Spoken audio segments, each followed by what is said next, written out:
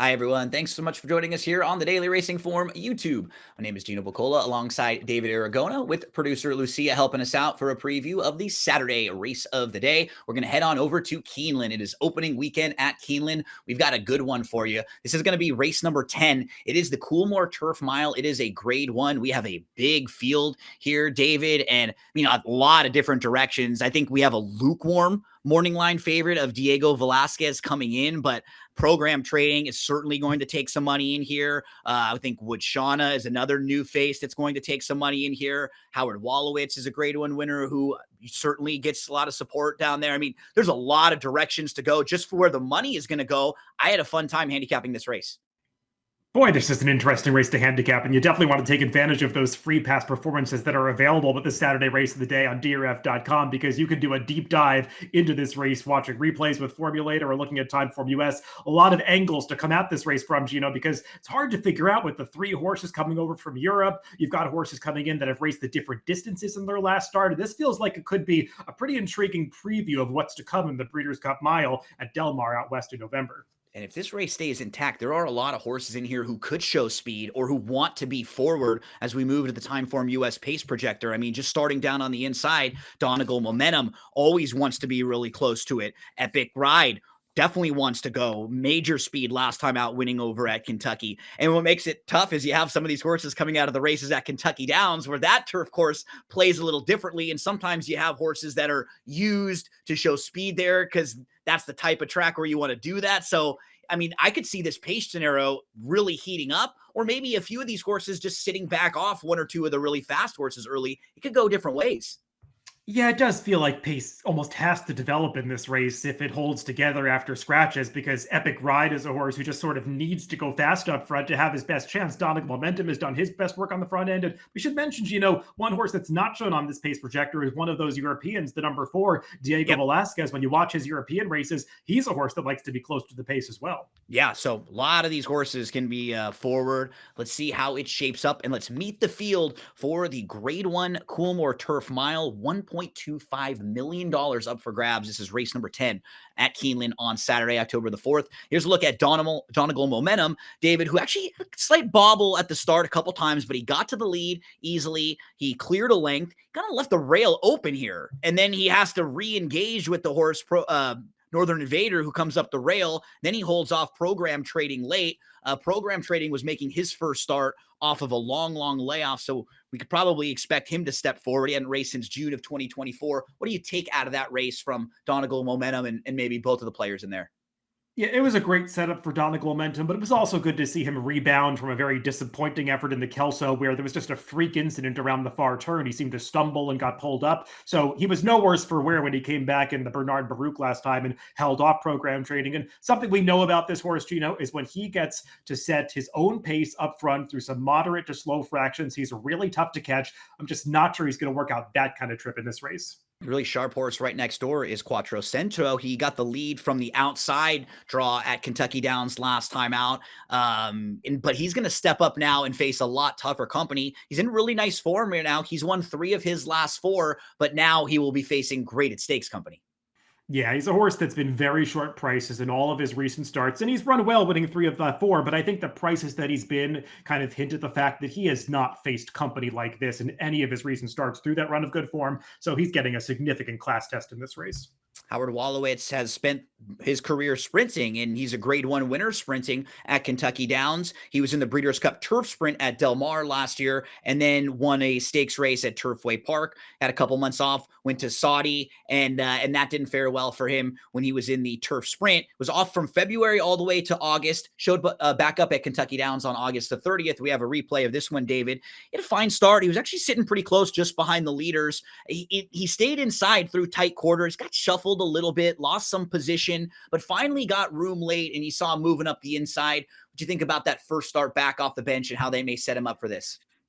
I thought it was a solid effort off the bench last time. I mean, you could make the case that he was a little unlucky because the pace never really materialized, that he was stuck in behind horses a long way. It seemed like Irad Ortiz kind of chose who to follow at the top of the stretch and decided not to follow the horse that eventually won the race at a big price, and sort of had to go back inside to get on that horse's tail at the very end of the race, and didn't quite work out for Howard Wallowitz to get the money that day. But Gino, he's trying to stretch out here, and this is not the kind of horse that I usually like trying a distance like this for the first time in such tough company. But I do think it makes some sense because when you watch his prior races, he's just not quite fast enough for those flat 5 furlong turf sprints, which is what he would have to try if he went out to Del Mar to go for the Breeders' Cup turf sprint. So I think stretching out to the mile makes some sense, and he's supposed to get a pretty good trip in this race sitting on the rail behind those speeds. We move to Diego Velasquez. You were pointing out, David, that this horse has some speed, and these horses that come over to the U.S. that have shown speed, going longer on the turf in other countries are always a tricky read for me because Yeah. are they going to be able to keep up with some of the speed here in America and the really quick horses that we have going a mile? I will say for Diego Velasquez, he's certainly classy. He's won 4 of his last 5, and they're all group stakes winners. He's kept very tough company. And he does have a couple legit excuses when you can look back for some of the poor performances. They may have been going a little farther. One of the races, he just did not get a break at all. I'm just curious about the trip. He can sit off a little bit, but I never know what to do with these types of speed horses, David, when they come over. What do you think about Diego Velasquez?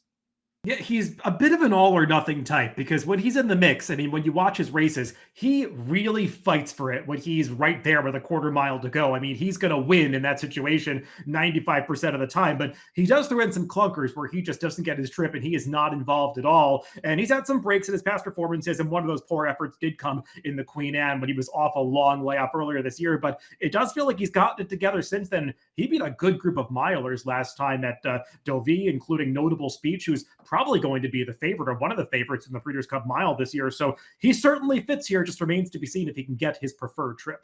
Yeah, and Notable Speech had legitimate trouble in that race. I will say when Notable Speech came up to him, when you watch the gallop out, Yep. Diego Velasquez did not really want to let him by.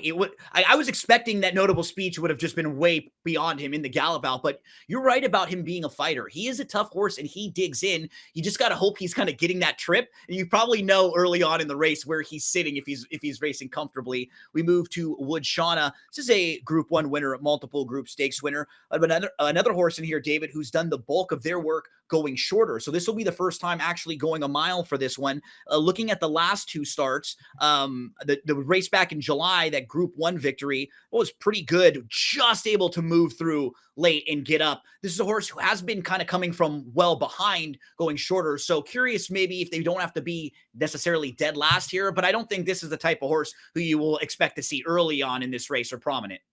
Yeah, I think that's a good point. If you're expecting this pace to come apart, I think you have to consider this horse because they hold him up towards the back of the pack and unleash one run. And that's worked for him recently in France. And that's a running style that might work very well in this race at Keeneland. My question, Gino, is just how strong some of the races that he's coming out of actually were, because I know he's exiting a pair of Group 1s. One of them, the Prix Jean Prat, that was restricted to 3-year-olds. And a couple of the horses that hit the wire with him, they've tried other Group 1 and Group 2 races that haven't quite been good enough. So that feels like it probably was a weaker Group 1. And then last time he did make a late run, but never really threatened the winner going the 6.5 furlong. So he's got to get the mile and got it proved to me, at least, that he really belongs at this level.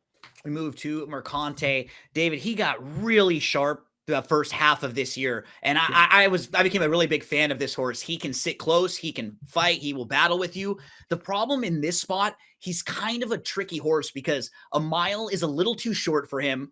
A mile and a half is a little too far for him. He's about his best at a mile and an eighth. And you can see that's where he's actually won some really big races. So I'm concerned if he has to maybe go a little too quick here. And you can just kind of see that in his last 2 races on paper. The mile was a race that was a little too kind of sharp for him. And then the mile and a half is a little too far. He did miss a little time going into the race in August. He was initially supposed to run in a race at Churchill Downs. They didn't love how he was feeling going into that, so they scratched him there. They gave him a little more time.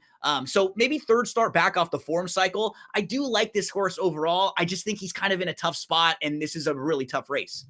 Yeah, I would agree with everything you said about the distance of his recent races and cutting back to the mile in this race. It might just be a little sharp for him. So I'm on board with that sentiment. My other problem with this horse, Gino, is he got really good over the winter into the spring, seemingly out of nowhere.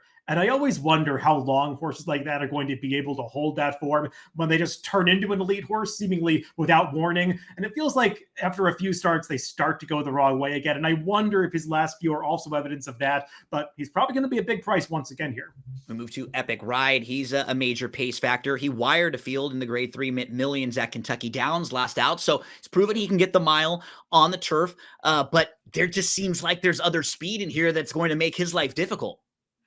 I agree with that, but I would have said the same thing about his last race at Yeah. Kentucky Downs, and he was just the fastest early. It didn't look like he was going to be the clear speed on paper. He got there, laid down some legitimate fractions, and he just never gave anybody else a chance in the lane. Now, that was Kentucky Downs, and sometimes that form doesn't translate to a conventional race course like Keeneland. So we'll see, but he's pretty unexposed on the turf, and he's only routed on it twice in his last couple of starts, and they've both been a really good effort. So I didn't include this horse anywhere in my picks, but I might be underrating him again because he's a pretty generous price on the morning line, and he is far from out of this. Yeah, he's always been talented. He does not have very many bad races on his career, no matter even the different things that they've tried with him, going short, different surfaces. So certainly ability. And if one or two of these other horses take back, or he's just faster than some of these other who are maybe more route type horses, yeah, he might be a horse that you want to upgrade a little bit, especially if he's a big price up there. Program trading, David, just looks really good on paper. He had a long layoff. This was a horse who had a very strong career before going to the bench in June of 2024. He was a multiple grade 1 winner at that point. He's off for 14 and a half months, shows back up. He's beaten a neck, losing to a horse who just has a speed advantage in that race, Donegal Momentum. He just feels like a horse who could take a nice step forward, second start back, and he should get some pace and a nice setup in here. Yeah, he was a really, really good 3-year-old. Obviously missed the second half of that season, was off for a long time. And Chad Brown kind of alluded to the fact in some quotes leading up to the Bernard Baruch that, back in that 3-year-old season, he might have been the kind of horse that they would look towards the, or I should say his 4-year-old season, look towards the Breeders' Cup turf. But now that he's had such an abbreviated 5-year-old campaign that got started with him so late, the only option if they want to get to the Breeders' Cup would be the mile. So that's why they're cutting back in a race like this, even though he probably is a horse that is at his best at like a mile and an eighth to a mile and a quarter. But he did close well into a race that didn't feature a whole lot of pace last time, and that was his first start in a long, long time. So he has every right to take a step forward here. Rhetorical is a really talented New York bred. He has won 4 of 5, and his last 3 races, I mean, he's just crushing his opponents, and he's doing it easily, David. I mean, this is a very, very nice horse. I don't know if their connections really even know how good he is or where he stacks up, and that's what they're kind of doing here. You get an opportunity to see where he fits with grade 1 company. This horse can really run. Yeah, I mean, it seems a little surprising for a horse that just won a first-level New York bred allowance race, 3 starts back in his PPs, that he now is suddenly in one of the toughest group grade 1 races assembled on the turf all year in the United States, and he's 8-1 on the morning line. I mean, it's a pretty quick ascent for this horse, but you watch his replays and you kind of understand because he's been dominant in those races. I mean, horses like this that win so easily against inferior competition, they sometimes wind up taking money in a race like this, so I wonder what kind of value he's going to be from a wagering standpoint. But I'm not going to be surprised when he's competitive with this field.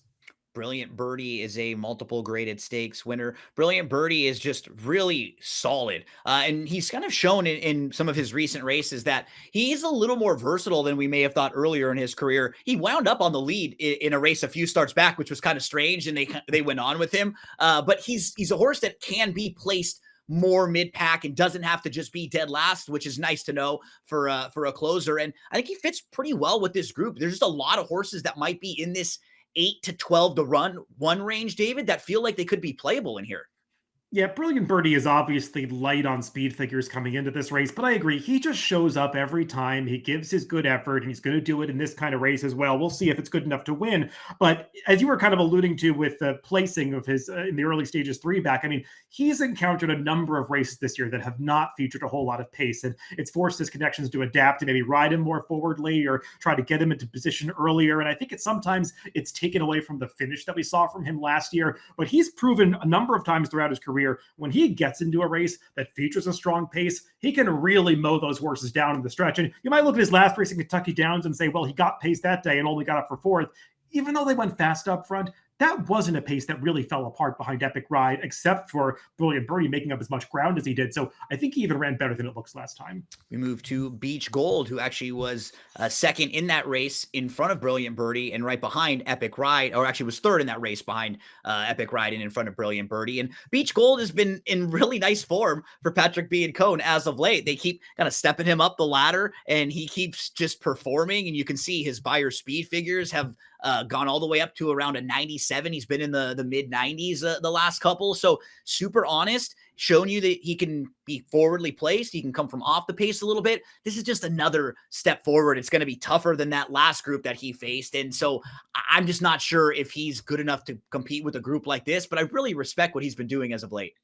Yeah, it was kind of surprising to see him as close to Epic Ride as he was in the early stages of that last race. And I guess because they drew post 12 at a 13-horse field, they had to show some early aggression to get him over to save a little ground around Matt Turner, Kentucky Downs. The problem is he's now drawn an outside post once again. So I wonder what kind of decision they're going to make, because he did show the ability to two-back, to take back and make a run into a race that featured some pace. We'll see if they do it again here. Might be a cut below, but I mean, he's a gigantic price on the morning line for a horse that's in pretty good form right now.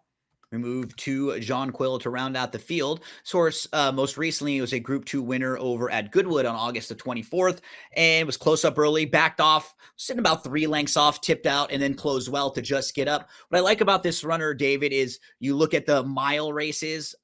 They're two of the better races on the page that you see. So I think this horse can sit back, can make one late run. Don't really know how good he is, where he'll stack up here. I think he'll probably be a very fair price in this race, and a lot of money and attention will go to some of the other European runners and the other horses that are shipping in. I worry about the trip with the outside draw, but I am kind of intrigued that this horse is up in that 15-to-1-ish range. What do you think about Jean Quill on the outside?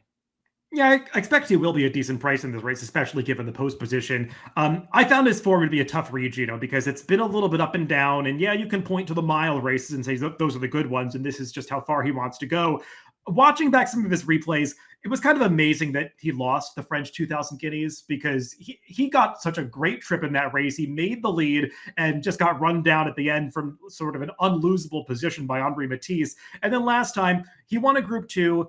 Looking through that field, I don't think he was beating a whole lot. So I wonder about the form lines translating here, but you're right. He probably is going to be much the best price of the European invaders. Barn has sent a few horses to the U.S. in the last 5 years, and they have won with a couple of them. I think one, the Grade 1 Summer and the Grade 3 Nashville Derby. So capable at that 2 for 7 in the last 5 years. As we round out this field, David, I mean, just going through a top 4 was a difficult process for me, because I could have gone in a lot of different directions. I could have made cases for many in here. You're going to land on Brilliant Birdie, 10-8-4-3 for you. Talk us through your top 4.